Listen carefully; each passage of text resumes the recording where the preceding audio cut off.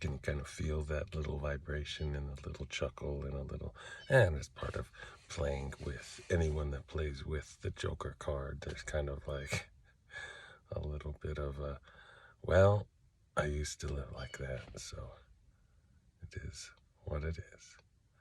All sort of reflections. But then I am a rebel. I'm a little bit of a rebel. I will expose some things to many of us that we've never ever experienced or thought before. So there is some disconnect there, and there can be some abrasiveness in finding the truth and unmasking the layers of life, mortality, and reality, and trauma from our ideas, from our story, from the story that we tell ourselves. So I often trigger ego in someone else. Anytime you wash your ego clean, someone else is going to grab onto that and just cling to the fear that holds the rest of the world together for everybody else, for all this stuff. And just be aware of that when you're coming into any ascensions or any enlightenment, and trying to share any of your enlightenment with anybody else because of ego. As soon as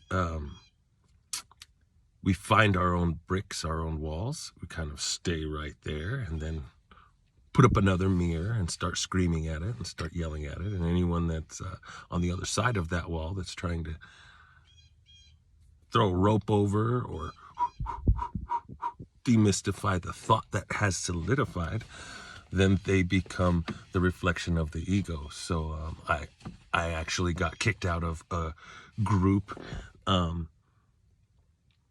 this morning just because of exposing the ego. And this group was full of everyone that claimed to know what ego is, and claimed to have transparent egos, and claim, when what actually is some of the healing stuff from what people are trying to understand the root of, or there's a lot of just passing the buck and denial, and more living in defiance than living in denial. And denial is like right behind the defiance, and then repression keeps it all hidden from any and everyone until you sort of step through that precipice. And all anyone can ever do is take you to that door and open it for you, other than really explain what's on the other side. And that's sort of what keeps getting those barriers to rebuild themselves. So some of the stuff that you may find in the sentences that say stuff on my Facebook would be a little abrasive in ways, and at times trigger you into the ways that you used to think that you're in denial of now, that are still hidden in there, that are just not healed, that aren't hugged, accepted, and then transcended. And then engaging with anyone that really is unaware of your ability to control your energy, confine your energy, block out any other energies, other thoughts. Any of all this stuff gets really aggressively invasive on anyone still chasing their own tail. So there's a lot of text messages that are shared back and forth, and then that and or any conversation lead to assumptions and expectations and ideas and memories at the speed of thought. And the speed of thought is all we are. So if you haven't healed from trauma and you're trying to go to and from the beyond, the empty void of nothingness, the limitless possibilities that the Planck field has to offer, that quantum mechanics and all this spirituality stuff has for us. All this manifestation, all these words that everyone claims to know what they mean, but haven't quite yet slowed down and allowed information to reorganize itself and explain itself, and then come back at all the information that's shared throughout social media, throughout groups and friends and family and life itself, and be able to hold a filter of symbolism up, some sorts of rational realizations going on, and an ability to really truly bring your presence to your presence and then give that back and forth, because there's just a whole bunch of fear inside of the ego that gets triggered, and that forms a self preservation, a self-centeredness that's outside of what everyone's like trying to point towards and talk about and claim that they're walking around in, because it is an in and out experience. Even if I were to go through some of the trainings in meditation that allow you to stay on either side of the fence, when you're right at disassociation from either or sides, all these words have different meanings, and a narcissistic, egoic individual will project what they see as far as an inability to actually tap into these emotions and feel them, flow with them, flow through them, understand how to use them, and then understand what they're doing to the body that we borrow, and then really find that reflection in the mirror in every single one of us. So there's a lot of defensive mechanisms that come up when anyone is talking with anyone, and it's just natural. It's sort of a complicated thing to really get into conversations and relationships when you've lived as a hermit for so long. And that is part of the byproduct of coming to your spiritual awakenings, of the feeling of being alone and stepping through alone. There's lots of doorways of alone that then lead to what alone is, but fear keeps you from stepping all the way through sadness, all the way through angst, anger, hatred, love, kindness, compassion. All these doors hold the same, all these paths towards oblivion are the same path, riddled with each other, holding everything up. It's sort of like an atom, and it expands and explodes and goes every which way you could imagine, and thought is expanding. We are on the edge of everything, or repeating everything that makes the comfortable now uncomfortable. And that's all due to some of that trauma, some of the trauma that gets blocked by the past walls that we have for ourselves in our thought. Keep a blank black sheet of paper that is associated with the unknown. And then that fear shakes us and chases us back to the future of an unknown. And that fear chases us back and forth like ping pong, without this ping pong with your soul, without this playing catch with your breath, and with playing catch with your heart and your thoughts and brain and heart coherency and things of that nature, because that's how you step into being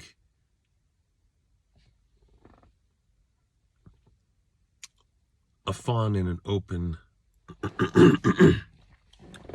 meadow that's just able to allow itself to graze while still holding on to heightened senses, and it grows into a buck that's able to just kind of walk around. And yeah, that better be a big bear, because I'm not going to get spooked anymore, because I can handle this. And a lot of egoic expressions come out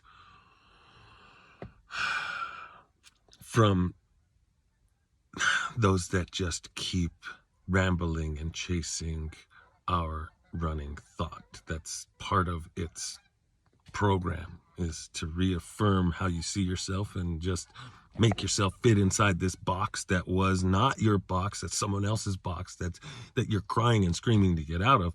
But then anyone trying to help you out is the enemy now, and they're too close to you because you claim to care about them, when the reflection is you're trying to care about yourself, and you need to learn how to care about yourself. And thus reasons why just getting kicked out of this spirituality group happened. And it is just part of everyone's growing and growth, and some of it was just forcing blockages to resurface, and that uncomfort was what they're running from. And some of what I needed for it to happen was even saying some of the things that I said here and now. We have an ability to understand what energy we're giving to someone, what energy we're drawing out of someone. Every time we speak to anyone, anytime we touch anyone, that flows into this energy exchange. And I know it's sacred energy exchange, and people think that it's just this kind of touch, but this kind of touch is inside your words, through your heart, through eye contact, through physical contact, through listening, tasting, breathing, this presence.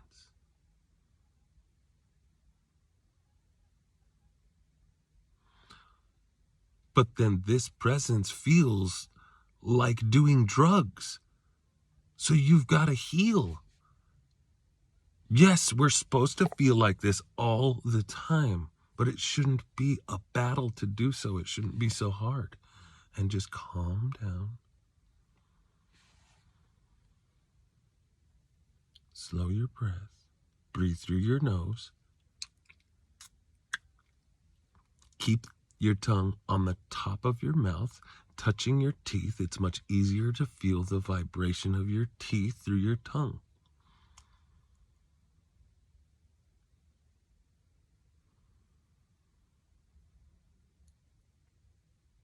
Now, any ideas and worries that we're chasing, anything and anyone down, of the government's to blame for this, population's to blame for this, somebody and something's got to take the rap for this energy that's being thrown away. All you really need to do is knock it off and stop worrying about this and that and this and that. But it is a very large process to get to be able to just go from A to B to Z and then drive the train. So we could go anywhere from here, right? Like, we could get passionate about anything else. We could stay calm. We could wait in silence until more words pop up.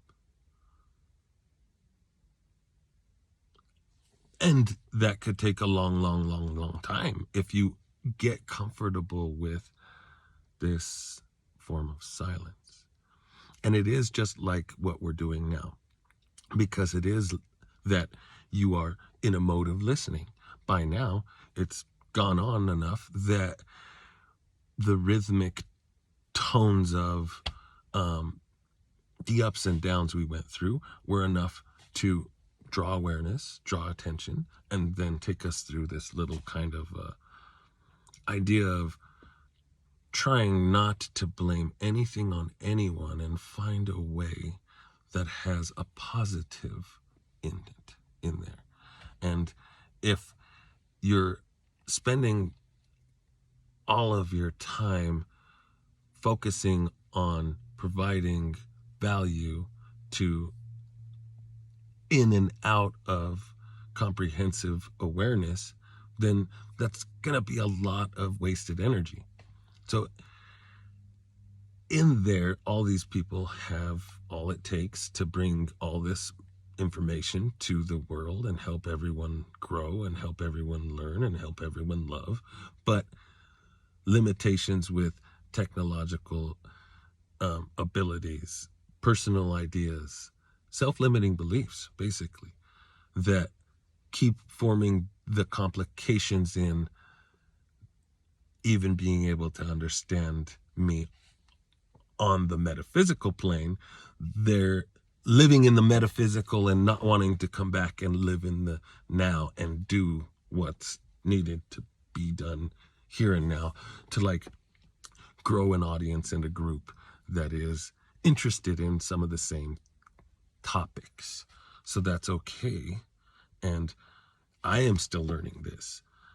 And am building somewhat of something to provide this kind of information and content to be able to really meet yourself, meet this presence, meet the ego, meet our fears, and wash them away because they're just ideas.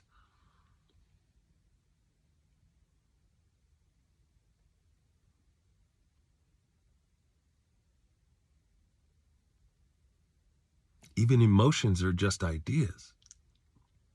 They're energy in motion that takes snapshots of the moment to then be placed as bookmarks on the timeline of our life.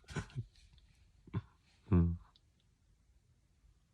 it's all gorgeous. It's all beautiful.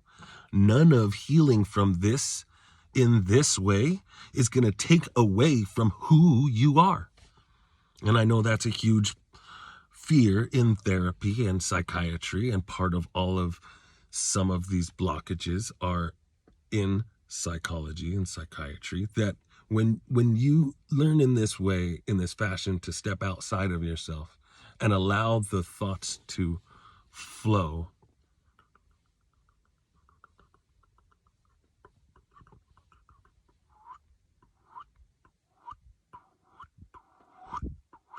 and kind of really meet focus for what it has to offer, then you're really going to be able to reorganize your memories, reorganize your self-confidence, reorganize the trauma, realize what the victim mentality is when you're feeling it, when you're in it, and how to step out of that and get into the success mechanisms that are the $1 million man, all this stuff that's online now. Like, and you can just feel like this because of all of the accomplishments that you've already had and done and been through. Like in ancient Rome, you just got to go to the heavens because everything you already made through.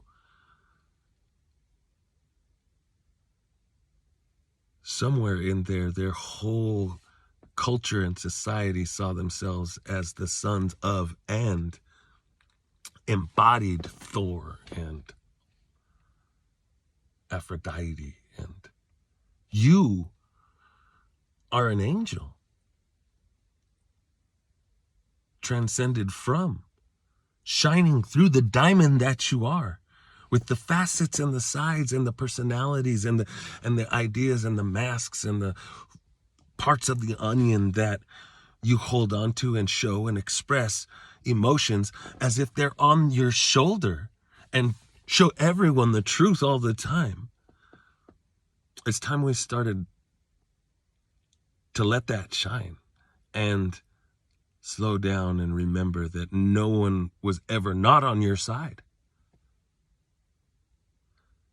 But facing those memories is complicated. Facing those memories. And then allowing anyone to say what I just said in a conversation is halfway never going to happen. Anytime any trigger of thought is triggered inside a conversation instead of a form of a dissertation, then the subject gets changed inside their head or gets stopped, and arrested development happens in front of your face. And they're stuck in trying to think of this word that they're going to add to or add in the comments, and start limiting what came after from expressing the definition of where that word fits in. Even appreciation is just enormous. There's like an endless flow of defining what appreciation is to you. And gratitude is the same. And gratitude is the way. Just getting into doing gratitude journaling can really help you refocus what you're paying attention to, and then what refeeds in the programmable loop of reality that we're in. The Groundhog Day effect is something we can control. And I know it sounds like I'm in and out of the shadows and the darkness. Some of that integratedness has to go on, because you are the light, as well as the darkness. They lead to the same place. They are partially holding hands and creating oblivion. Just like the picture of yin and yang. One's inside the other and the other's inside the other. Isn't it that when you get to a bright enough light, it's so blinding that it's just like walking around in the pitch black of darkness of nothing? And then you find the light switch and pop out the other side. Step through the looking glass and just bring your presence to your awareness, to knowing your shadows and how you've been kind of poking yourself and poking this energy, poking reality, poking and prodding other people.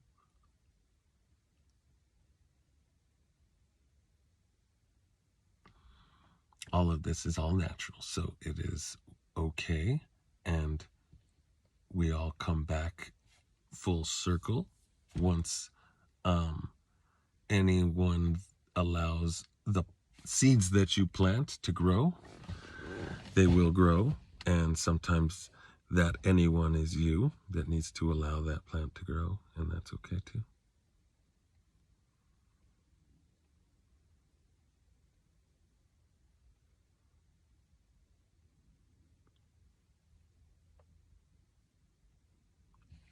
I thank you so much for your presence, for your awareness, for your time, for the breath and emotions that we shared, for the ideas that were expressed and exposed, for just this moment. I thank you. Have a beautiful day. Carpe diem. Namaste.